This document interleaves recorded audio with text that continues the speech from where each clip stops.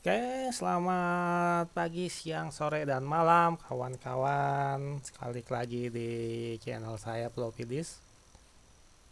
Kali ini saya mau sharing gimana sih cara meringankan Windows 10.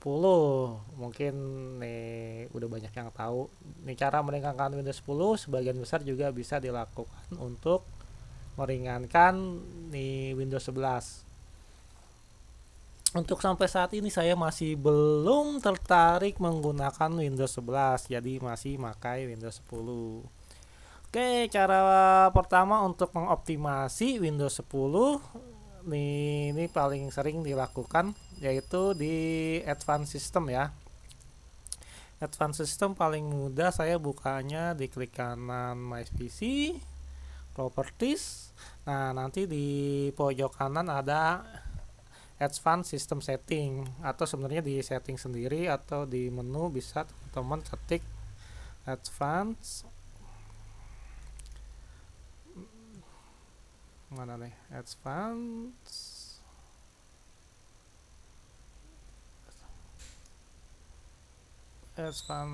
Nah, ini dia View Advanced System Setting, ini dia tampilannya. Nah, biasanya yang dilakukan adalah mengurangi efek gitu kan, mengurangi efek-efek yang tampilan yang tinggi. Nah, teman-teman di sini di menu advance pada performance ketik teman-teman ketik setting. Nah, ini dia ada berbagai macam setting. Yang paling mudah teman-teman lakukan aja adjust for the best performance, atau paling enggak teman-teman gunain 4 aja. Misalnya yang saya gunain ini. Nah, show thumbnail, insert icon, tooltip ya. Saya seneng tooltip. Nah, ini aja. Biasanya saya menggunakan ini ya. Ini kadang-kadang nggak digunain, atau nah ini dia untuk preview, ditampilin preview. Nah, untuk tampilin preview ini. Oke, kita apply aja. Nah, langkah pertama ini yang di setting ya, di custom. Oke. Yang kedua biasanya di startup. Nah, di startup sekarang di Windows 10 itu ada di text manager. Pada text manager, nah ada tampilan startup. Nah, di startup ini teman-teman tinggal setting nih mana yang mau ditampilkan pada startup. Misalnya Cortana kita di disable, di sini ada di bawah, pilih disable. Teman-teman klik disable. Ini misalnya disable, ini misalnya disable lagi. Microsoft OneDrive saya gunain, jadi nggak saya disable. Microsoft Teams saya disable. Ini nggak tahu apaan, teman-teman bisa meng-disable semuanya. Ini kalender saya gunain, Skype nggak disable. Synaptic saya masih gunain, Windows Security notifikasi bisa kita disable. Nah, ini untuk disable startup, jadi teman-teman pilih aja startup yang ingin teman-teman tampilkan. Kalau yang kira-kira teman-teman nggak perlukan, teman-teman bisa disable. Nah, ini saya cuman disable OneDrive sama Synaptic ya. Ini Synaptic tuh touchpadnya Lenovo yang saya gunakan. Nah, ini Synaptic tuh mana nih? Oh, nggak tampil di sini ya. Oke, ini saja nih di startup. Oke, selanjutnya yang bisa meringankan biasanya di setting di notifikasi ya. Nah, ini di notifikasi ada di setting di display. Nah, pada notifikasi teman-teman bisa matikan ini nih. So welcome experience, suggest get tips. Nah, ini matiin aja nih teman-teman. Saya rasa ini notifikasi ini nggak diperlukan. Selanjutnya di notifikasi teman-teman juga bisa ke storage. Nah, di storage dia akan mengukur nih kapasitas storage, dan di bagian sini nih temporary file bisa teman-teman hapus. Nah, ini dia lagi sedang bekerja, kita tunggu beberapa saat.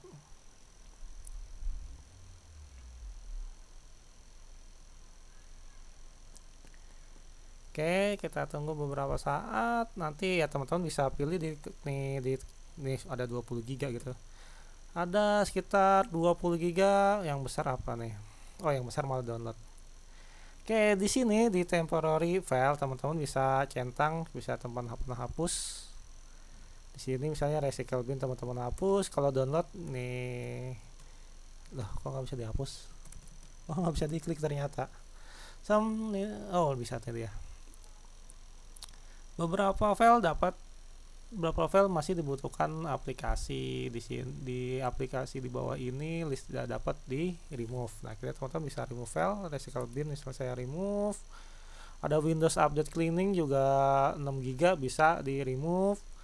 Dan semuanya teman-teman nih tinggal nih klik aja remove file, nih download tinggal saya akan kayak ini ntar nih, nggak saya remove file dulu karena nanti prosesnya lama. Sementara ini dulu. Oke, jadi teman-teman bisa di storage, bisa teman-teman dengan mudah nih menghapus temporary file. Kemudian biar startupnya agak cepat, teman-teman bisa ke Windows R. Nah, teman-teman di MS config ya, ke ns config pakai pakai G. Nah, di MS config teman-teman pilih boot, maksudnya pilih bukan mana, di mana nih, bukan startup, bukan di boot. Nah, di boot teman-teman pilih advanced option. Nah, teman-teman bisa memaksimalkan jumlah prosesor pada saat dia booting, juga jumlah memori. Teman-teman oke aja.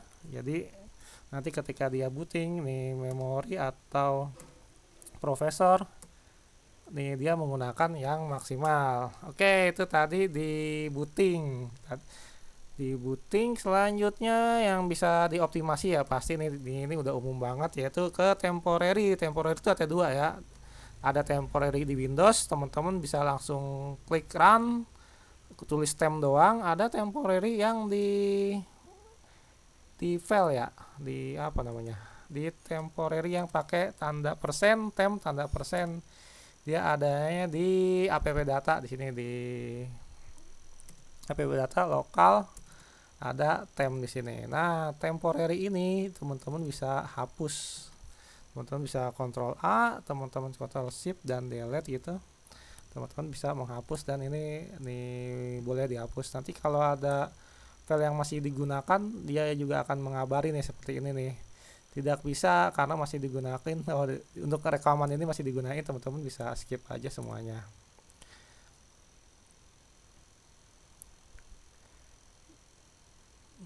Door. Ini dia temporary-nya. Kenapa saya tadi tidak mau mendelete? Karena prosesnya lama. Ada nggak ya? Karena lagi saya gunain ya rekamannya ya. Oke, semoga nggak kenapa-napa. Jadi nih di folder temporary ini teman-teman bisa hapus dengan ini tanpa khawatir ya. Ketika ada yang digunain, dia akan mengasih keterangan, oh file ini masih digunain loh, jadi belum bisa dihapus seperti itu. Oke, dia masih proses atau nggak, saya nggak tahu. Oke, di temporary ini kan ada di app di data ya, di nama user nih, app data lokal temporary ya. Ada juga temporary yang di Windows. Jadi untuk temporary yang di Windows, teman-teman langsung Windows R, langsung ketik temp aja di sini. Temp. Nah, dia akan ada temporary di Windows. Atau cara manualnya ya teman-teman ke Explorer gitu. Explorer, pilih Windows. Nah, di sini nanti ada folder temporary juga. Nah, di folder temporary ini teman-teman juga dengan mudah, dengan aman, teman-teman Ctrl A, teman-teman delete saja. Ini temporary ini boleh di delete, dia butuh administrator ya aja. Nah, ketika lagi digunain, nah dia ini akan nolak, jadi ini kita skip aja. Oke, seperti itu ya. Ada satu lagi di folder Windows, namanya apa yang bisa dihapus? Dari P saya nggak hafal. Dari P, nah ini free patch, nah gimana nyebutnya? Itu file-file ini juga bisa teman-teman hapus. Jadi ini juga semua temporary teman-teman juga bisa dihapus. Oke, ini kalau untuk private sih untuk mempercepat booting aja saya rasa, tapi sebenarnya masih dibutuhkan. Oke, ini bisa dihapus Windows Private. Terus kemudian kita bisa juga membersihkan Windows dari sini. Klik kanan, New Properties. Nah, di sini ada Disk Cleanup. Disk Cleanup juga bisa untuk membersihkan temporary. Teman-teman bisa ini clean up file system biar dia kerja dulu. Nah, nanti dia akan mencari file-file apa aja atau bahkan Windows update bisa di clean up. Jadi ketika ada update itu mengumpulkan file-file update-nya. Nah, file-file update-nya bisa kita clean up di sini atau tadi di storage bisa kita clean up juga. Ini sama nih ukurannya nih, ukuran di sini atau di storage kayak tadi di setting, di sistem. Nah, di storage di sini di temporary file juga ada namanya Windows. Ini seharusnya ada sama nih, bisa dihapus di sini atau bisa dihapus di Windows Update Cleanup.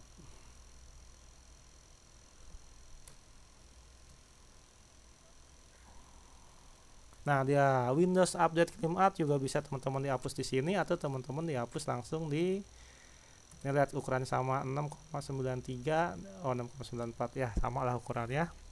Juga tempat sampah dengan tempat recycle bin 2 GB. Di sini juga ada recycle bin 2 GB.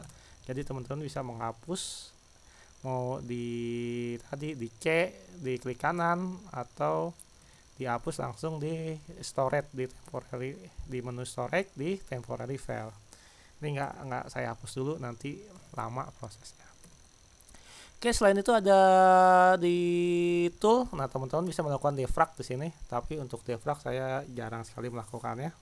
Defrag itu untuk mengoptimalisasi ini hard disk ya, cara baca dan tulisnya, tapi jarang sekali saya lakukan untuk defrag. Dan yang terakhir, kalau ada rezeki pastiin update ke SSD, sangat berpengaruh sekali untuk ke SSD. Oke, itu aja teman-teman yang bisa saya sharing untuk mengoptimasi nih Windows 10. Sebenarnya ada tool satu lagi tapi saya lupa toolsnya, saya simpan di mana. Nih mungkin nanti kalau kita ketemu saya bisa sharing lagi ke teman-teman. Oke, terima kasih, semoga bermanfaat. Sampai jumpa.